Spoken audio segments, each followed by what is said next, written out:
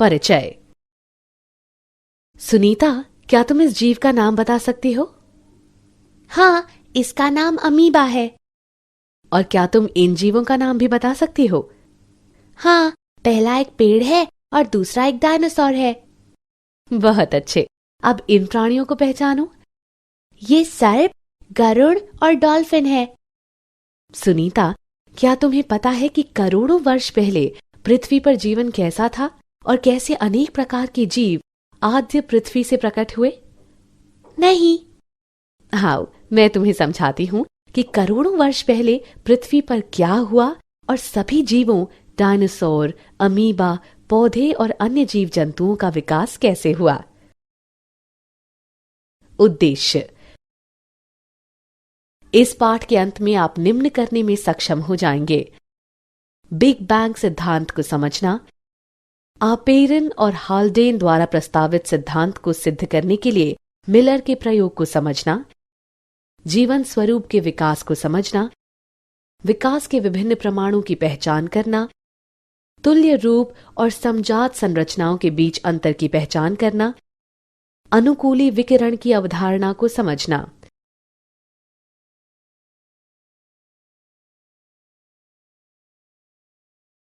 Big bang सिद्धांत। Big bang सिद्धांत ये बताता है कि ब्रह्मांड की शुरुआत में क्या हुआ। इस सिद्धांत के अनुसार एक महाविस्फोट से ब्रह्मांड का विस्तार हुआ। इस प्रकार तापमान में कमी आई। कुछ समय बाद हाइड्रोजन और हीलियम गैस से बनी, उसके बाद अन्य गैसों का निर्माण हुआ। ये गैसें गुरुत्वाकर्षण के कारण संघनीभूत हुईं और आकाश गंगाओं का गठन हुआ। मिल्की वे आकाश गंगा के सौर मंडल में पृथ्वी की रचना 4.5 बिलियन 450 करोड़ वर्ष पूर्व हुई थी।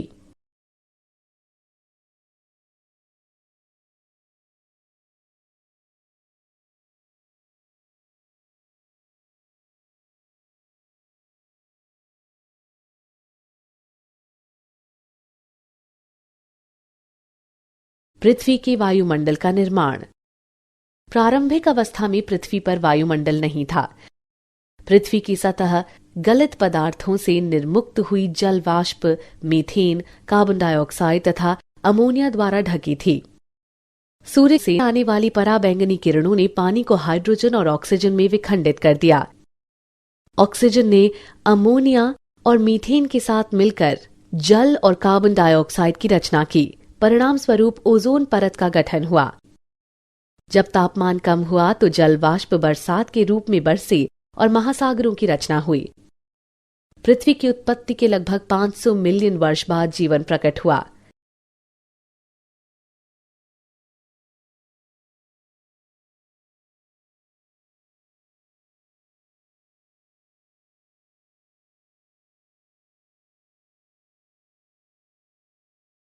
स्वतः जनन का सिद्धांत।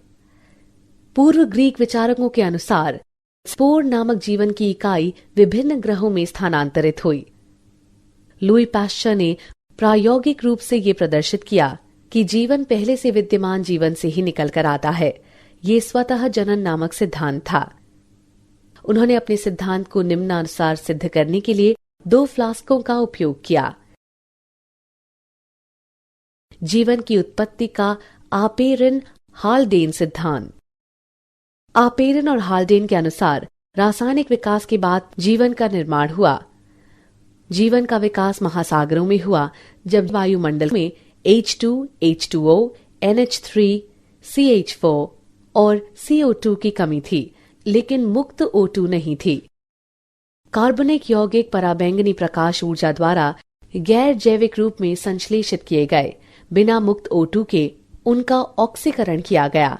ये कार्बनिक अणु स्थिर होकर गर्म तनु शोरबे में संचित हो गए। इन अणुओं ने नष्ट होने से बचने के लिए अपने चारों ओर एक झिल्ली का निर्माण किया।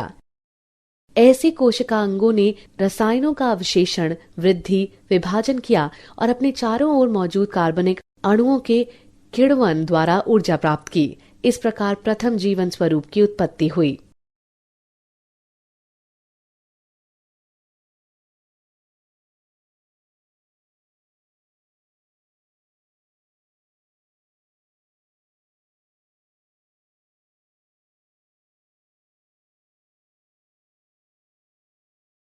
मिलर का प्रयोग। 1953 में एस.एल. मिलर ने प्रयोगशाला में पृथ्वी की प्रारंभिक दशाओं के समान परिस्थितियां पैदा की। उन्होंने CH4, H2, NH3 और जल वाष्प युक्त बंद फ्लास्क में 800 डिग्री सेल्सियस पर विद्युत डिस्चार्ज उत्पन्न किया। कुछ समय बाद उन्होंने देखा कि अमीनो अम्ल, शर्करा, नाइट्रोजन क्षार, वर्णक और वसा का निर्माण हो गया। ये प्रयोग इस बात का समर्थन करता है कि रासायनिक विकास के बाद जीवन की रचना हुई।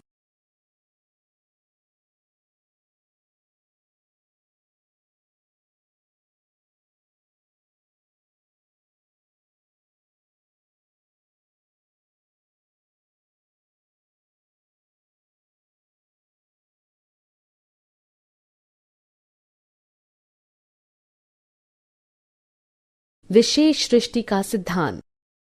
पारंपरिक धार्मिक साहित्य के अनुसार विशेष सृष्टि के सिद्धांत के 3 संकेतार्थ हैं। वो सभी जीव जिन्हें हम आज देखते हैं ऐसे ही सर्जित हुए होंगे। उत्पत्ति के समय से ही ये जैव विविधता थी और भविष्य में भी ऐसी ही रहेगी।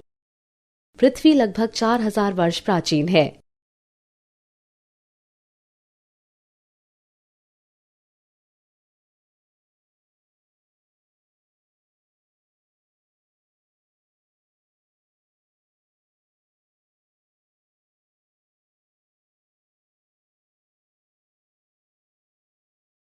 जीवन स्वरूप के विकास पर चार्ल्स डार्विन का सिद्धांत।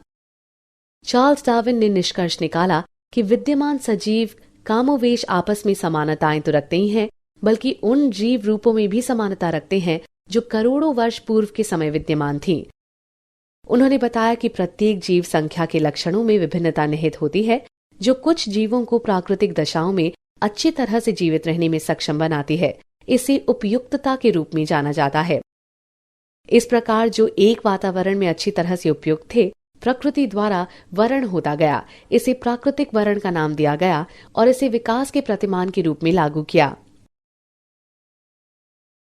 विकास के प्रमाण। पृथ्वी पर जीवन स्वरूप के विकास के समर्थन में प्रमाण जीवाश्म के अध्ययन तथा विभिन्न जीवन स्वरूपों की तुलनात्मक शारीरिकी और आकारिकी से सामने आए। जीवाश्म। जीवाश्म चट्टानों में पाए जाने वाले जीवन स्वरूपों के कठोर भागों के अवशेष हैं। जीवाश्म युक्त विभिन्न आयु की चट्टानों की तलछट के अध्ययन से ये पता चलता है कि समय समय पर जीवन के रूप बदलते रहते हैं और कुछ जीवन रूप विशेष भूवैज्ञानिक काल तक ही सीमित रहे। ऐसे प्रमाण पुराजीवी प्रमाण कहलाते हैं।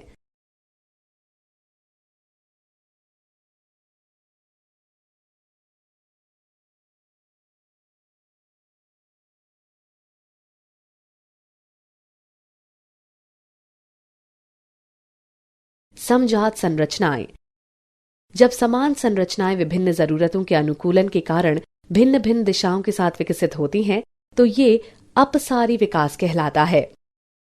ऐसी संरचनाएं समजात संरचनाएं कहलाती हैं। उदाहरण बोगनविलिया एवं क्यूकरबिटा के क्रमशः कांटे एवं प्रतान।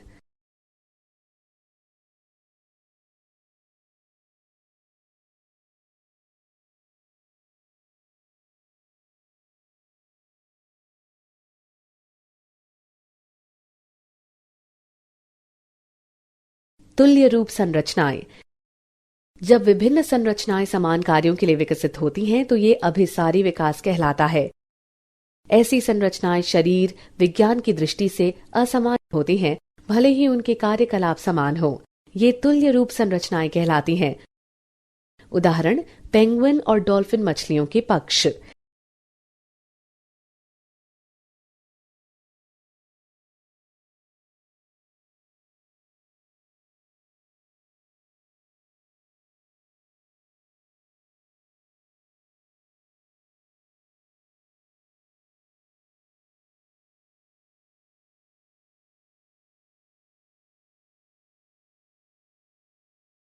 अनुकूली विकिरण।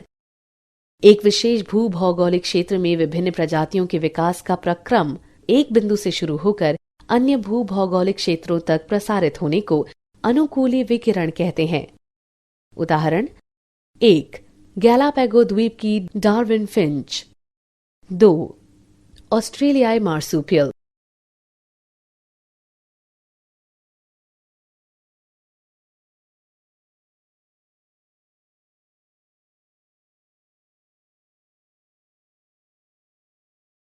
क्या आप जानते हैं विकासात्मक आनुवांशिकी, जीवाश्मिकी और विकास परक विकासात्मक जीव विज्ञानी की उन्नति से ये पता चलता है कि प्रजनक प्रकर्मों और जंतुओं में कोशिका प्रकार विनिर्देश तंत्रों के कारण अनेक संरचनाएं स्वतंत्र रूप से विकसित होती हैं, न कि पहले से मौजूद जीवन रूपों से।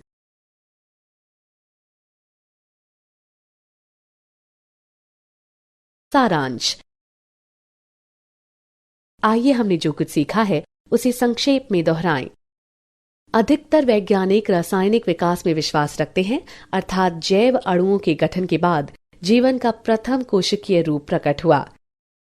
चार्ल्स डार्विन ने निष्कर्ष निकाला कि विद्यमान सजीव कमोवेश आपस में समानताएं तो रखते ही हैं, बल्कि उन जीव रूपों में भी समानताएं रखते हैं जो करोड़ों वर्ष पूर्व के समय विद्यमान थीं।